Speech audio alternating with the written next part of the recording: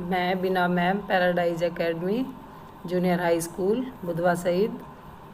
बच्चों, 7th class के बच्चे सुने, मैं उनको उनकी क्लास की हिंदी की क्लास में हिंदी पढ़ाने जा रही हूँ। सभी बच्चे 7th क्लास के अपनी पुस्तक बसंत से पहला अध्याय खोल लें।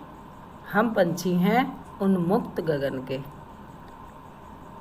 इस अध्याय को पढ़ते वक्त आपको अच्छी तरह से ध्यान देना है, अच्छी तरह से समझना है, ताकि कठिन शब्दों का अर्थ समझकर आप इस अध्याय की हिंदी निकालकर इसकी अच्छे से तैयारी कर सकें। सभी बच्चे ध्यानपूर्वक सुने। लेसन का नाम है हम पंछी उन्मुक्त गगन के। हम पंछी उन्मुक्त गगन के, पिंजर बंद न गा पाएंगे। कनक तिलियों से टकरा कर पुलकित पंख टूट जाएंगे। हम बहता जल पीने वाले मर जाएंगे भूखे प्यासे। कहीं भली है कटुक निबोरी कनक कटोरी की मैदा से। स्वर्ण श्रृंखला के बंधन में अपनी गति उड़ान सब भूले। बस सपनों में देख रहे हैं तरु की फुनगी पर के झूले। ऐसे थे अरमान की उड़ते नीले नभ की सीमा पाने। लाल किरण सी चोंच खोल चुगते तारक अनार के दाने।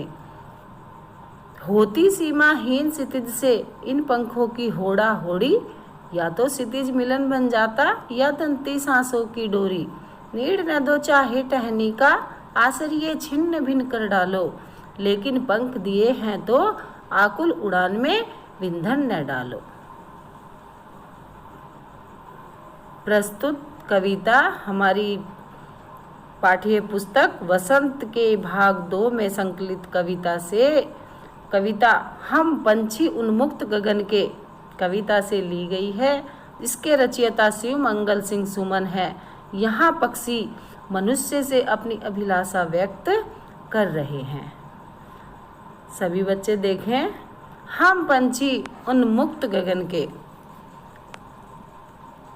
पिंजर बंद न गा पाएंगे। पिंजरे में बंद पक्षियों का कहना है कि हम खुले आसमान में उड़ने वाले पक्षी हैं, पिंजरे में बंद होकर हम नहीं गा सकते। कनक तिलियों से टकराकर पुलकित पंख टूट जाएंगे, क्योंकि सोने की इन सलाखों से टकराकर हमारे कोमल पंख टूट जाएंगे। हम बहता जल पीने वाले मर जाएंगे भूखे प्यासे। पक्षी कहते हैं कि हम तो नदी झरनों का बहता जल पीने वाले हैं, पिंजरे में बंद रहकर तो हम भूखे प्यासे मर जाएंगे। कहीं भली है कटुक निबोरी कनक कटोरी की मैदा से, क्योंकि इस सोने के पिंजरे में स्वर्ण कटोरी में रखे स्वादिष्ट भोजन की अपेक्षा हमें तो स्वतंत्र रहकर आज़ाद रहकर उस नीम की कड़वी निबोरी खाना अधिक अच्छा लगता है, अधिक पसंद है। स्वर्ण श्रृंखला के बंधन से अपनी गति उड़ान सब भूले। वास्तव में कवि ने पक्षियों के माध्यम से स्वतंत्रता के महत्व को दर्शाया है, क्योंकि सोने की जो श्रृंखला होती है, जो कड़ियाँ होती है, उनके बंधन में रहकर अपनी गति को पक्षी भूल गए हैं, अपनी उड़ान को भूल गए हैं, ऐसा पक्षी कहते हैं। बस सपनों में देख रहे हैं तरु की फुनगी पर के झूले। इन पंक्तियों में पक्षी अपने बंधन युक्त जीवन की सभी परेशानियों को अपनी दुख भरी इच्छा से व्यक्त करते हैं। कैसे? बस सपनों में देख रहे हैं तरु की फुनगी पर के झूले। पक्षी कहते हैं कि सोने की इन जंजीरों में बंधकर हम अपनी स्वाभाविकता को चाल को भूल गए हैं। तरु की फुनगी पर के झूले, जैसे पेड़ों की ऊंची टहनी पर झूला अब तो हमारे लिए सपना हो गया है। ऐसे थे अरमान की उड़ते नीले नभ की सीमा पाने, क्योंकि हमारे अरमान तो ऐसे थे, हमारी इच्छा तो ऐसी थी कि हम नीले आसमान के अंत तक उड़े और लाल किरण सी चोंच खोल चुगते तारक अनार के दाने। अपनी इस चोंच को खोलकर सूर्य की लाल किरणों के समान अपनी चोंच को खोलकर तारे रूपी अनार के दाने आसमान से चुगले। होती सीमाहीन क्षितिज से इन पंखों की होड़ा होड़ी। पक्षियों का कहना है कि मुक्त रहकर उड़ते हुए हम असीम क्षितिज से मुकाबला करते हैं, चाहे हमारे सांसों की डोरी छूट जाए, हमारे प्राण हमें गंवाने पड़ जाएं। नीड़ न दो चाहे टहनी का आश्रय छिन भिन कर डालो। पक्षी फिर कहते हैं, हमें भले ही टहनी पर घोंसला न दो, हमारा घर बनाने का अधिकार न दो, भले ही हमारा आवास नष्ट हो जाए, किंतु हे ईश्वर, लेकिन पंख दिए हैं तो आकुल उड़ान में विंधन न डालो। ईश्वर, जब आपने हमें ये पंख दिए हैं, हमारी स्वतंत्रता की उड़ान में आप कोई बाधा न डालो, कोई बाधा मत पड़ने दो।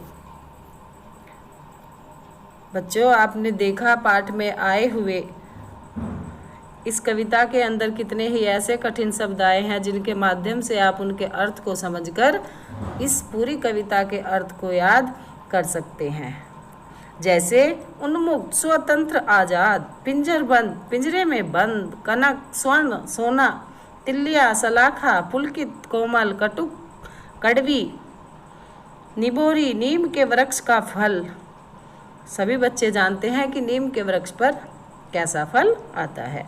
स्वर्ण श्रृंखला, सोने की सलाखों से निर्मित तरु पेड़, फुनगी पेड़ की सबसे ऊंची टहनी का सिरा, नभ, आसमान, सीमा, हद, तारक अनार, तारे रूपी अनार के दाने, सीमाहीन जिसकी सीमा न हो, क्षितिज जहाँ धरती आकाश मिलते हुए प्रतीत होते हैं, होड़ा होड़ी, एक दूसरे से आगे निकलने की चाह है जो अब बच्चों में भी लगी रहती है।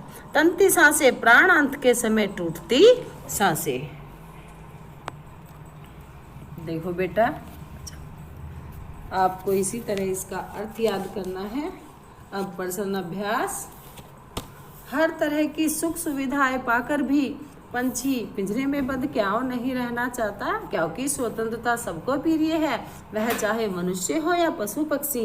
पिंजरे में भले ही हर तरह की सुख सुविधाएं मिले, परंतु स्वतंत्रता नहीं होती। इसी कारण पक्षी हर सुख सुविधाओं को त्याग कर पिंजरे में रहना चाहता है, पिंजरे में नहीं रहना चाहता है।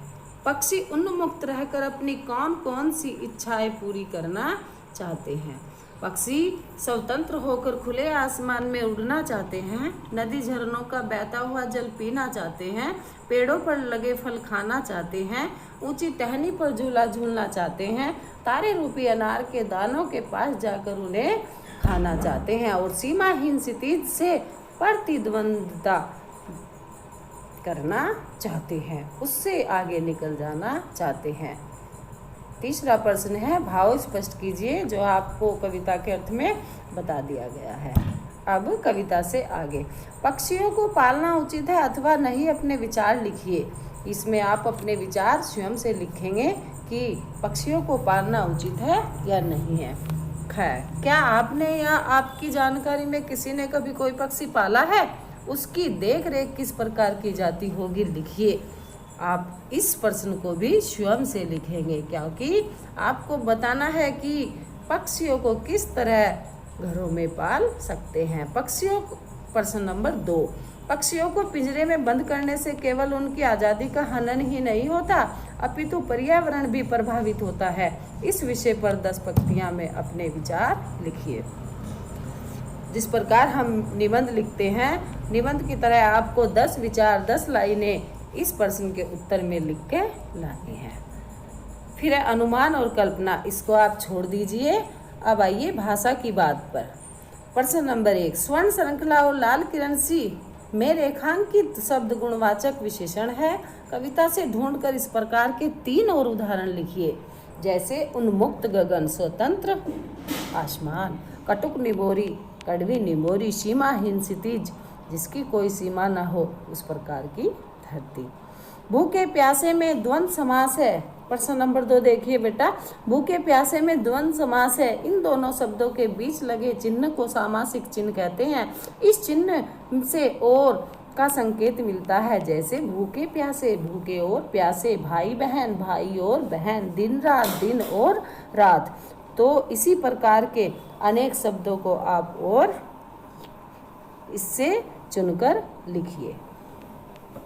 देखो बेटा, इस पहले अध्याय का, पहले लेसन का कार्य पूरा हो चुका है। आपको ये कविता मौजबानी याद करनी है ताकि विद्यालय खुलने पर आप इसको हमें सुना सके। और इस सारे कार्य को स्वच्छता के साथ पूरा करना है अपने घर में अपने बड़ों की सहायता से। और इसमें आई हुई कठिनाई को आप पूछना चाहें तो फ़ोन कर पूछ सकते हैं। मेरा नंबर है 9557634047। धन्यवाद।